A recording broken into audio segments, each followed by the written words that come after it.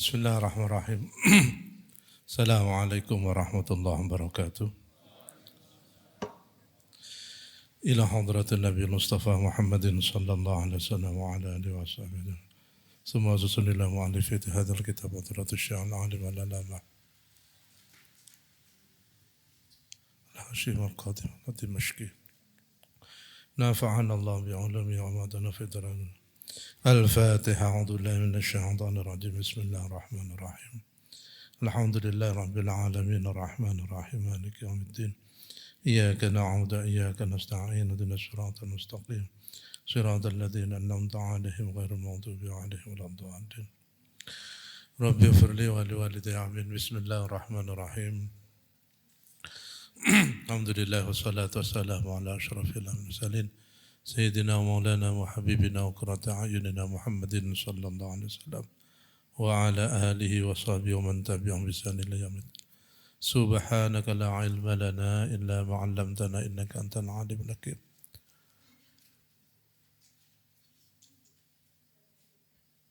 رب اشرح لي صدري ويسر لي أمري واحلل عقدة من لساني يفقهوا قولي أما بعد قال المؤلف رحمه الله نفعنا به وبعلومه دارنا آمين. Buru-buru malah ketinggalan kacamatanya ini. Wis tuwek yang ini. Allah. Artinya apa? Orang tuh semakin tua, ini logika ya. Logika linier aja. Kullu nafsin dha'iqatul maut gitu kan. Logikanya semakin tua semakin mendekati stasiun akhir. Caranya apa?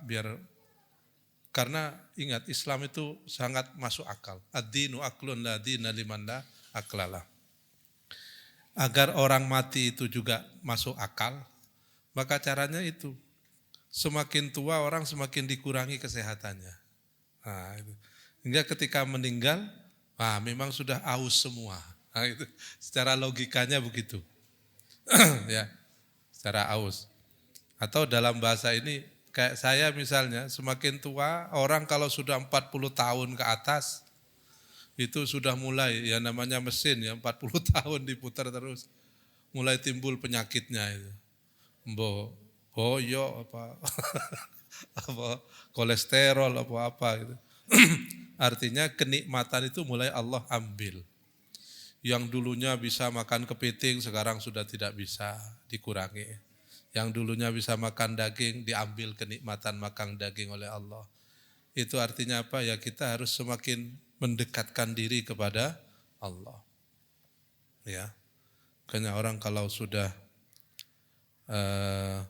usia 40 tahun ke atas itu, kewajiban kita apa? Memperbanyak syukur. Karena kita sudah melewati semuanya. Sekarang sudah mulai dikurangi. Nah ini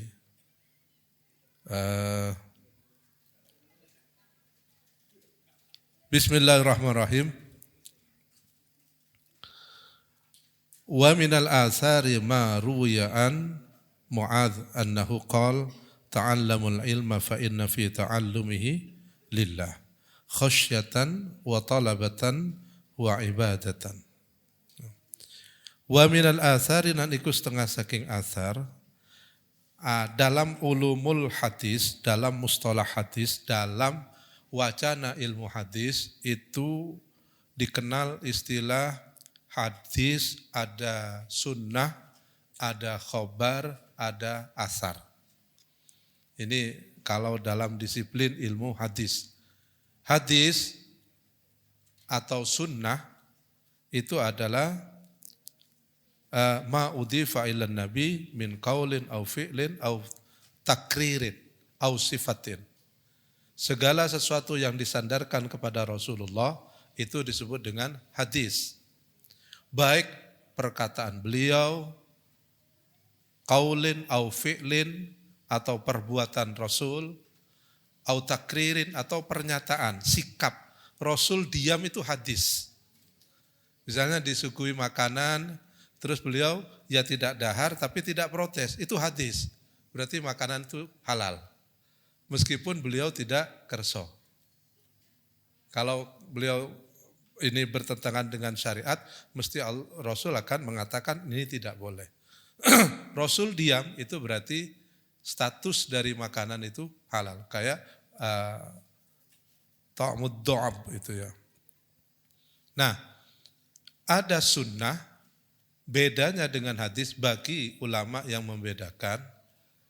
Kalau hadis itu adalah segala perkataan, perbuatan, pernyataan sikap ya atau sifat yang melekat pada Rasulullah itu ba'dal bi'atsah. Itu hadis. Ba'dal bi'atsah itu artinya segala sesuatu yang dikerjakan oleh Nabi Muhammad setelah Muhammad menjadi nabi. Berarti ba'da mendapatkan ayat Iqra. Ayat Iqra dari Gua Hira itu pertanda SK kenabian. Jadi sebelum Iqra itu berarti dia masih Muhammad, belum nabi, belum Rasulullah. Ketika tahannus bi Iqra, kemudian didatangi malaikat Jibril dan disampaikan ayat Iqra, ayat peradaban pertama itu, itulah SK kenabian. Sejak itu dia diangkat tidak lagi Muhammad tapi menjadi Nabi Muhammad. Nah, sejak itu apapun yang melekat pada Muhammad yang sudah mendapatkan SK Nabi itu disebut dengan hadis. Tapi yang dilakukan oleh Muhammad karena Muhammad itu manusia istimewa. Cahayanya saja itu menjadi sebab diciptakannya alam semesta ini yang disebut dengan Nur Muhammad. Nur Muhammad itu Allah ciptakan sebelum Allah menciptakan alam semesta ini. Itu sudah Allah ciptakan berjuta-juta tahun, bermiliar-miliar tahun sebelum Allah menciptakan alam semesta ini. Bahkan ketika Nabiullah Adam alaihissalam diturunkan ke dunia, selama 40 hari taubatnya belum diterima oleh Allah, kemudian diberitahu gimana caranya agar diterima oleh Allah taubatnya. Dia membacakan sholawat dulu kepada Nur Muhammad itu. Jadi Nabi Muhammad belum ada, tapi Nur Muhammad sudah ada. Dan itu menjadi wasilah diterimanya amal solehnya Nabiullah Adam untuk diterima taubatnya oleh Allah melalui Rasulullah Muhammad sallallahu alaihi wasallam. Itu keistimewaannya. Ya, Nur Muhammad itu ada sebelum cipta alam semesta ini ada. Nah, karena istimewanya Muhammad, maka sejak Muhammad lahir sampai mendapatkan SK kenabian, itu mendapatkan apresiasi. Tetap dinilai. Semua tingkah laku Muhammad itu dinilai sebagai uswah. Bagaimana kehidupan seorang Muhammad kecil, bagaimana kehidupan Muhammad remaja, bagaimana kehidupan Muhammad ketika menikah dan seterusnya. Sebelum mendapatkan SK kenabian. Nah, Nabi Muhammad mulai dari kecil sampai dewasa, sampai menikah, dikenal sebagai sosok yang amin, yang jujur. Kejujuran Nabi Muhammad itu sudah sangat terkenal. Jadi kalau disebut Muhammad, oh yang si jujur itu. Si jujur itu. Kalau saya sebut si amin nanti lain lagi maknanya. Si jujur. Karena sekarang ada yang belum mau amin, diganti kobul dulu katanya.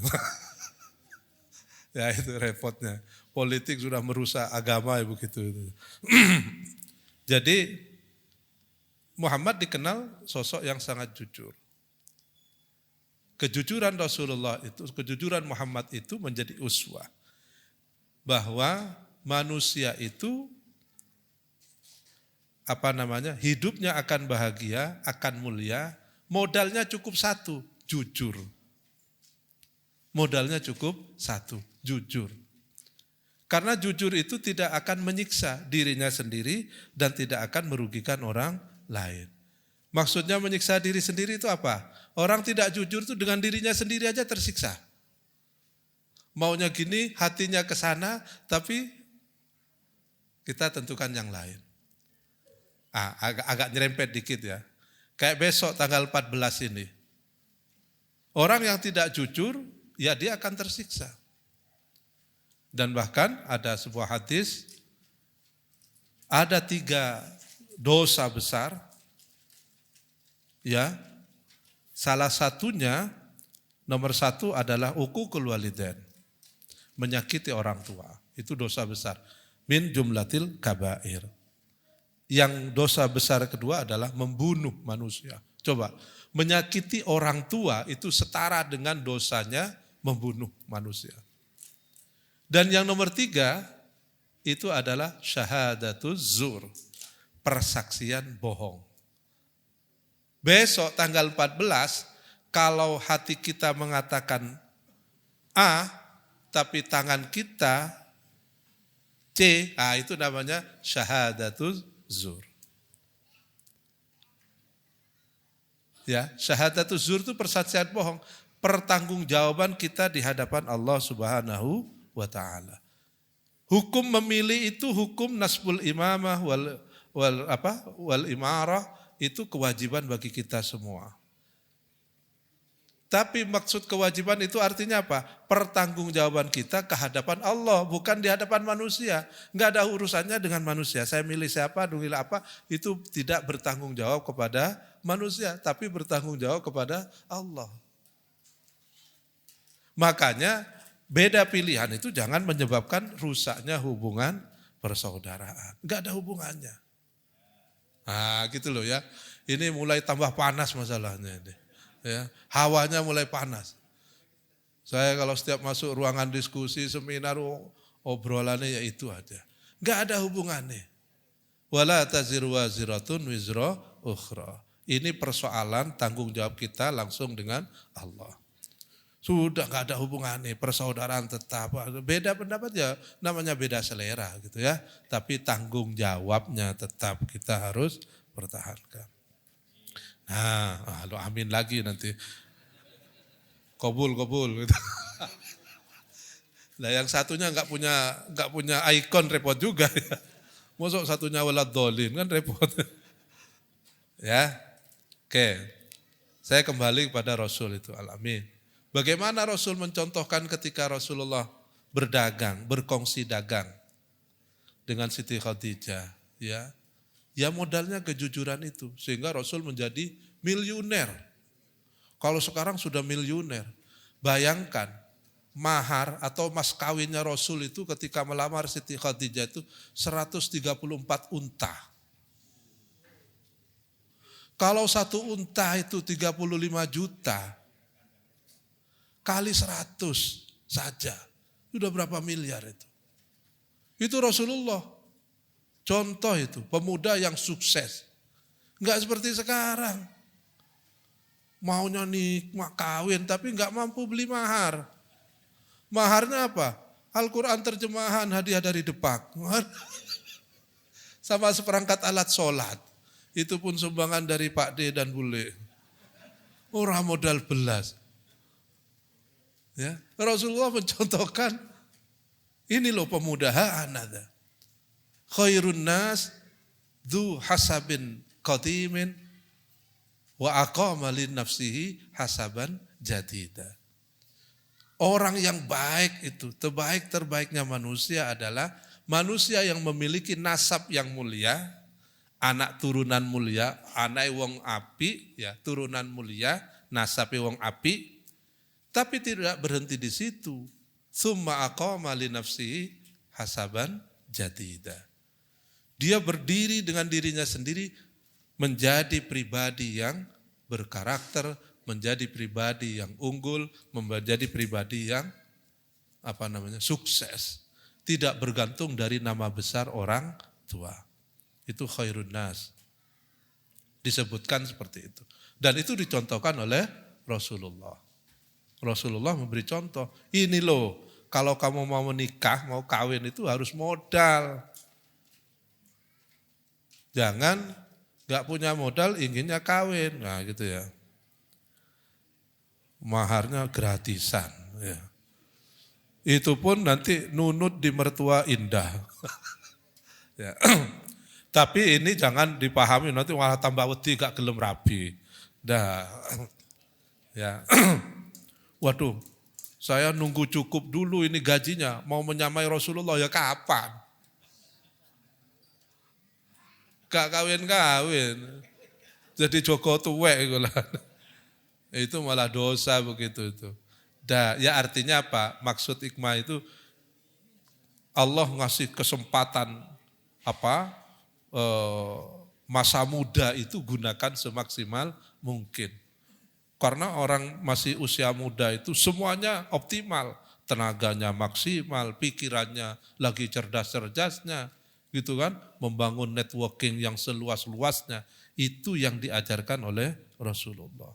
Modalnya satu, jujur. Makanya dalam bisnis itu yang dibaca, yang modal orang berbisnis apa? Trust, Kak. Kepercayaan.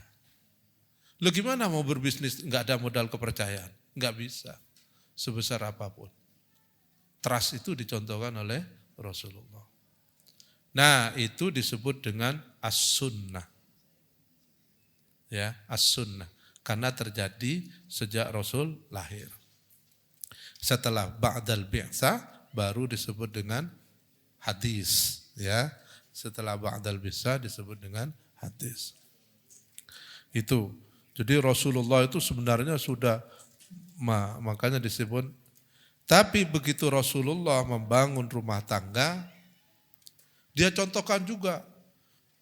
Beliau itu seorang miliarder, seorang milioner, menikah dengan Khadijah, wanita bangsawan yang juga dikenal wanita yang sangat kaya, menguasai 2/3 jazirah waktu itu kekayaannya. Tapi saat menikah dengan Rasul, bahkan jatuh miskin. Karena apa? Semua harta kekayaannya ditasarufkan untuk dakwah. Wah, itu contoh lagi itu. Ya. Apapun dia korbankan untuk mensupport perjuangan Rasulullah. Begitupun Rasulullah. Ya, kekayaannya selama ini tidak semakin ditumpuk-tumpuk dan diwariskan ke anak turunannya. Saya punya teman itu, di mana-mana ngaku anak konglomerat. Saya ini anaknya konglomerat. Kekayaan orang tua saya itu triliunan, tidak habis 7 turunan. Sampai 7 turunan gak habis. Cuman sayangnya saya turunan ke-9. Jadi koret-koret.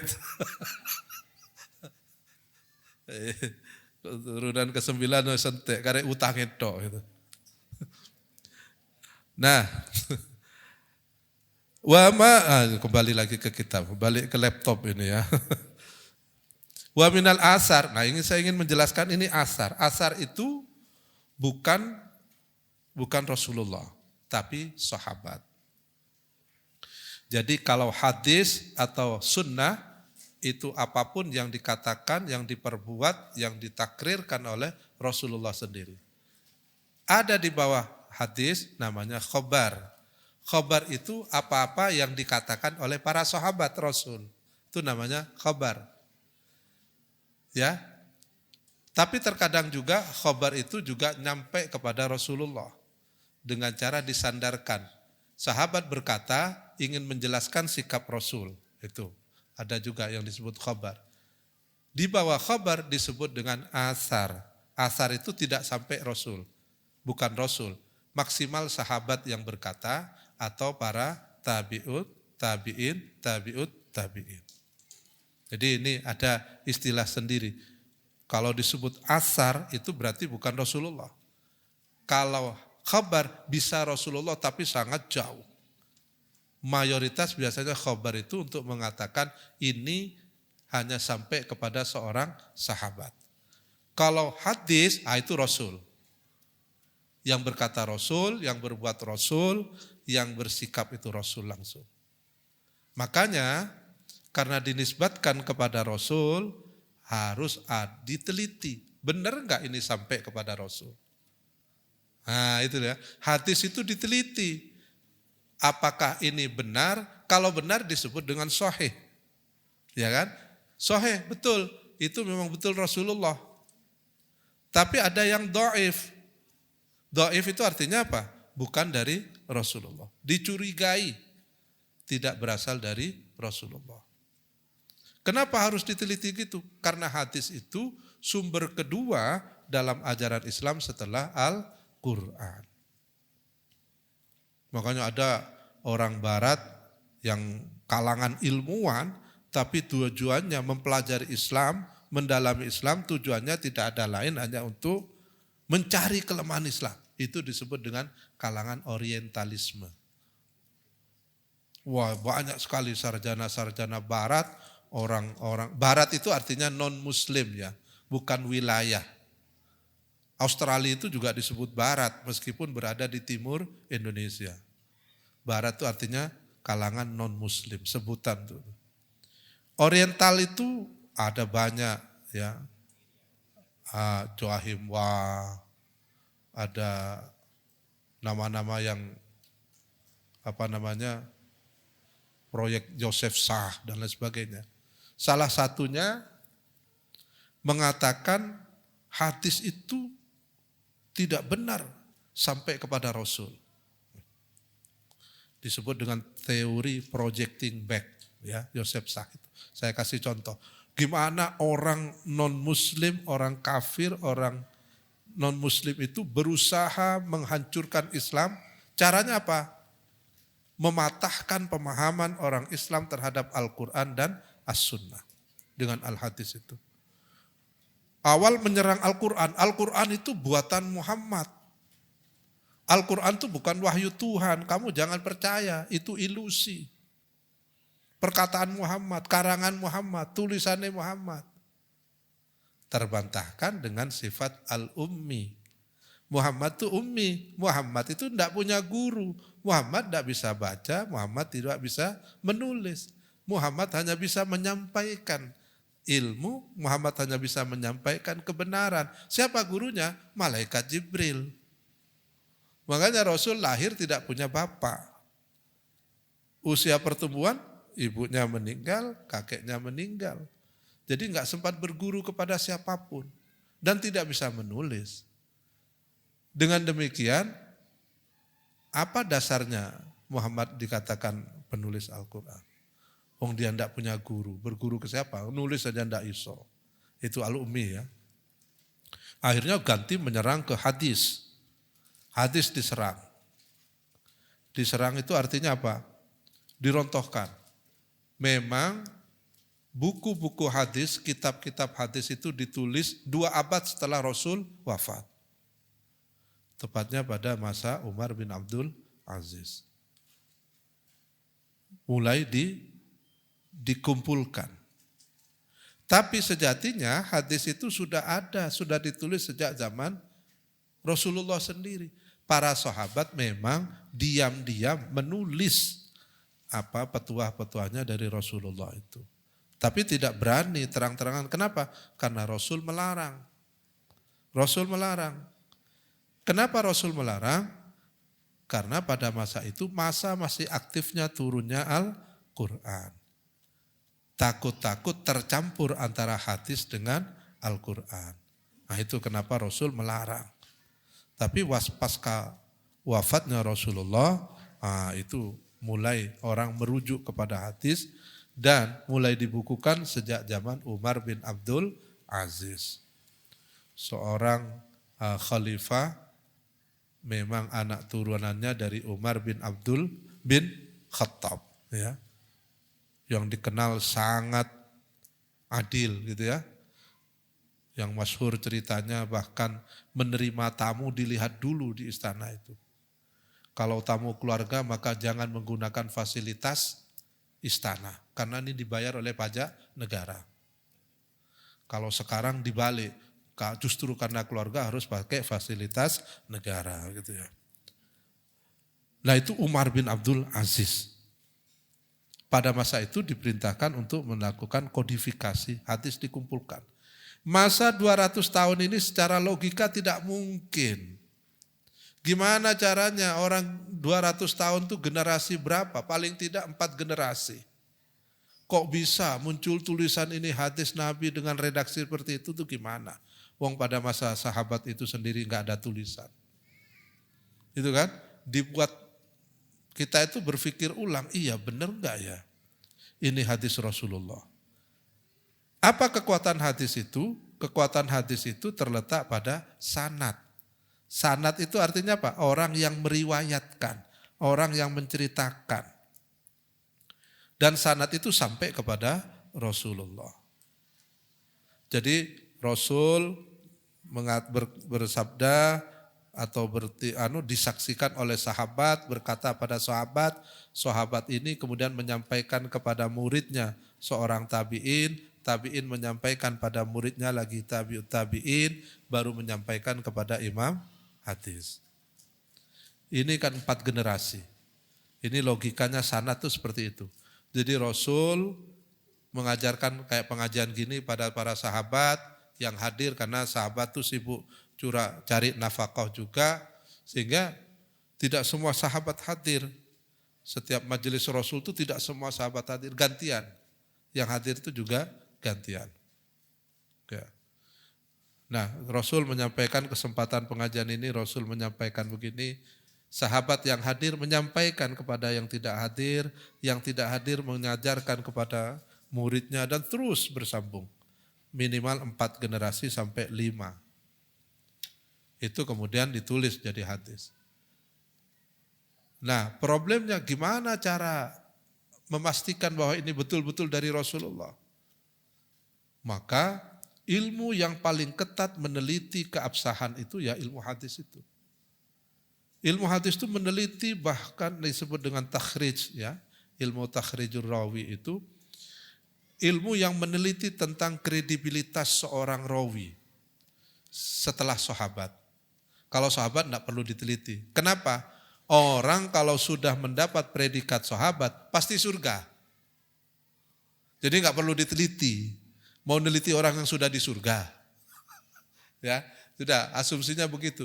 Sahabat sudah. Apapun kesalahan seorang sahabat, apapun dosa yang menurut sejarah yang kita ketahui itu, tetap kita anggap sahabat sudah selesai dan sahabat itu sangat mulia. Karena sahabat itu mendampingi perjuangan Rasulullah sepenuh hati. Ya, segala jiwa raga sahabat itu korbankan untuk perjuangan Rasulullah. Nah, sahabat tidak perlu diteliti. Setelah sahabat itu tabi'in. Tabi'in ini diteliti. Misalnya dari sahabat Umar meriwayatkan kepada tabi'in Ubaidillah misal. Nah, Ubaidillah ini kok ngaku menerima dari Umar. Ubaidillah itu lahir tahun berapa? Lahir tahun 25. Umar wafat tahun 20, kan gak mungkin. Jadi dari tahun itu udah kelihatan. Ya toh? Dari tahun. Jadi saya mengaku nerima dari guru saya. Saya sebut guru saya siapa? Imam Syafi'i. Kan gak mungkin. Atau dari Imam Ghazali. Saya lahir, ya saya tahun 2000 ini. Imam Ghazali sudah wafat tahun 1111. Itu guru mana? Itu kan guru lewat telepati itu. Nah. Atau yang kedua secara geografis. Ubaidillah punya santri, punya murid, namanya siapa? Faruk misalnya. Faruk mengaku mendapatkan hadis dari Ubaid. Ubaid mengaku menerima hadis dari Umar. Umar dari Rasulullah. Nah, Ubaid betul dia memang ketemu dengan Umar dan usianya cukup.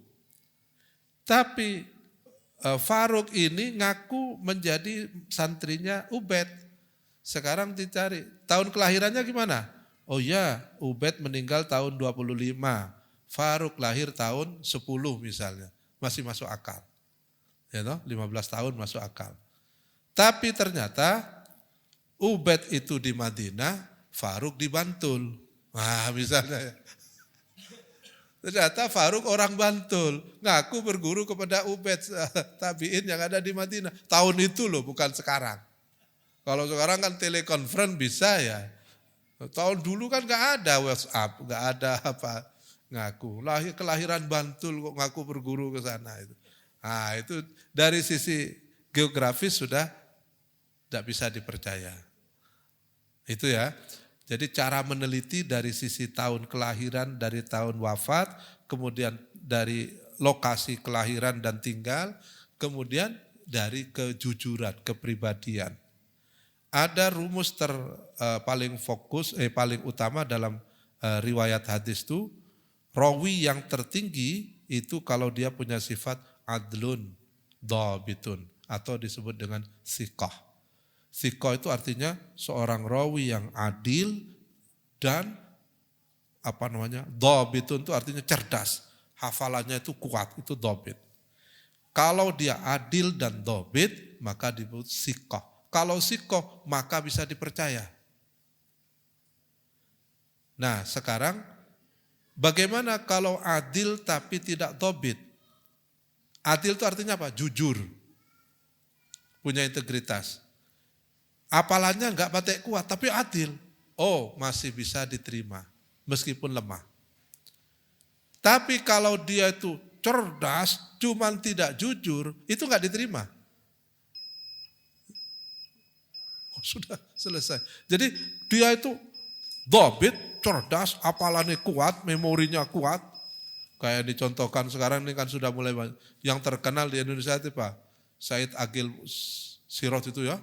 Wah, apalannya hafal dari nasab Rasulullah sampai ke Nabiullah Adam. Luar biasa itu ya. Katanya ciri orang cerdas itu kalau kita hafal sampai 7 ke atas. Orang tua kita. Saya enggak tahu di Jawa apa ada istilah sampai 7 itu. Ada enggak? Bapak, embah, buyut, cangga, apa? Bareng, wah.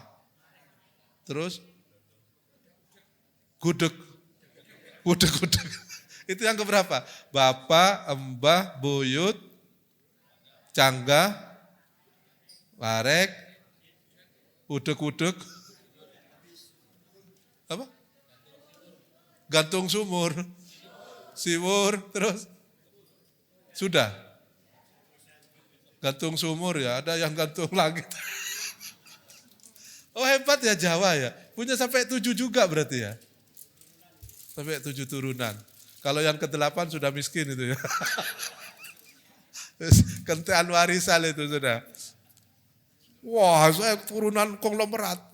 Tapi yang ke-9, yontek bisa karya. Hebat. Nah, itu kalau kita hafal, ciri orang cerdas itu di situ. Memorinya kuat. Ya, memorinya kuat sampai 7 turunan itu ya, ke atas itu. Nah, itu dhabit namanya. Kalau dia tuh, dan tesnya seorang orang muhadis itu, ulama hadis itu dites kayak Imam Bukhari, diberikan 100 hadis yang diacak, suruh susun kembali. Plus sanadnya. Yang namanya sanad itu kan minimal 5 orang. 5 orang. Haddatsana Umar, rawa sami'tu an rawahu sampai 5 minimal pada qala Rasulullah yang ke-6. Itu diacak sampai 100. Itu Imam Bukhari tesnya. Dites. Untuk bisa menjadi hujatul Islam itu ya dites. Enggak sembarangan.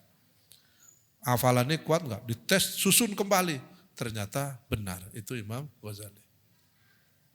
Dulu tuh ada orang yang punya kecerdasan kayak gitu. Gus Dur. Itu hafal nomor telepon. Coba nomor telepon lo hafal. Sampai dites wartawan tuh sampai 30 lebih hafal nomor. Saya tuh hafalnya cuma nomor handphone istri toh. Yang lain sudah enggak hafal itu sudah. Ya. Jadi apalagi angka itu. Nah, itu begitu ketatnya dilakukan para ulama untuk menjaga kesahihan hadis. Kenapa? Hadis itu nomor 2 setelah Al-Qur'an. Kalau sudah tafsir, fikih, usul fikih itu kan sudah wilayah ijtihad. Ijtihad itu kan memang hasil pemikiran para ulama. Tidak ada garansi kebenarannya, ya. Yang ada garansi kebenarannya itu hadis dengan Al-Quran. Wa ma yantiqu anil hawa in huwa illa wahyun yuha. Kalau hadis sudah sahih apalagi mutawatir, maka dia hukumnya sama dengan Al-Quran. Tidak percaya hadis itu, tidak percaya Al-Quran, ya murtad. Kalau sudah tingkatan hadis mutawatir, dia Al-Quran sudah sama dengan yang dimaksud dengan wa ma yantiqu anil hawa in huwa illa wahyun yuha, sama dengan Al-Quran. Mungkirus sunnah itu berarti mungkirul Quran. Ya. Wa minal asar wallahu a'lam bissawab. Al-Fatihah. A'udzubillahi minasyaitonir rajim. Ar-Rahmanir Rahim. Maliki yaumiddin. Caranya ngeles karena enggak bawa kacamata ini. Mohon maaf. Assalamualaikum warahmatullahi wabarakatuh.